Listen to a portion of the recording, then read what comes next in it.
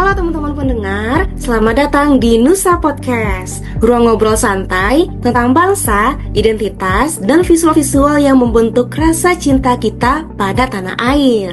Betul nih, di sini kita nggak cuma ngobrol soal bangsa sebagai konsep besar, tapi juga sebagai visual, pengalaman, dan perasaan yang kita temui setiap hari.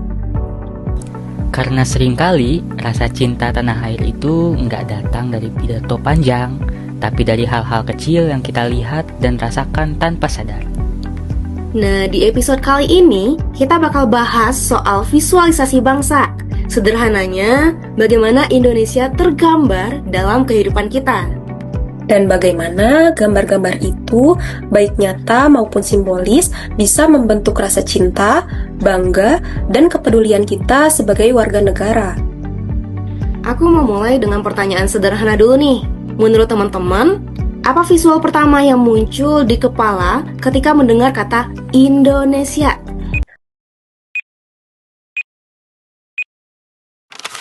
Kalau aku sih merah putih, bukan cuma benderanya, tapi momen-momen saat bendera itu hadir, pada saat upacara, peringatan kemerdekaan, atau bahkan di depan rumah warga.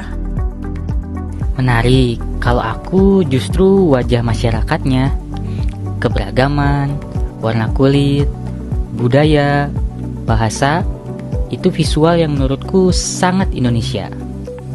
Berarti visualisasi bangsa itu bukan cuma simbol resmi ya, tapi juga manusia dan kesehariannya. Iya, kita sering berpikir bahwa nasionalisme itu sesuatu yang besar dan serius, padahal bisa muncul dari hal sesederhana melihat orang saling menolong di jalan. Atau melihat pasar tradisional yang ramai. Mungkin kelihatannya biasa, tapi di situ ada kehidupan, kerja keras, dan kebersamaan.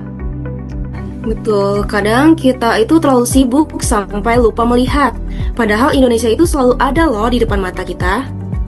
Benar, visualisasi bangsa sebenarnya mengajak kita untuk lebih peka, melihat bukan hanya dengan mata, tapi dengan kesadaran.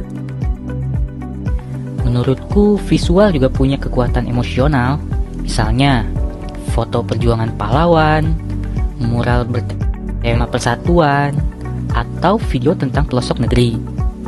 Setuju, visual bisa menyentuh rasa yang kadang gak bisa dijelaskan dengan kata-kata. Dan di era sekarang, visual jadi makin penting. Media sosial penuh dengan gambar dan video, tinggal bagaimana kita memaknainya.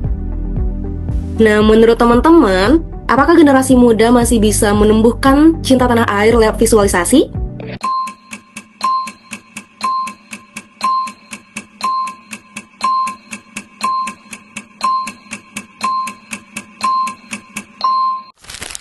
Bisa dong, justru generasi muda punya peran besar dengan merekam, membagikan, dan menceritakan Indonesia dari sudut pandang mereka sendiri.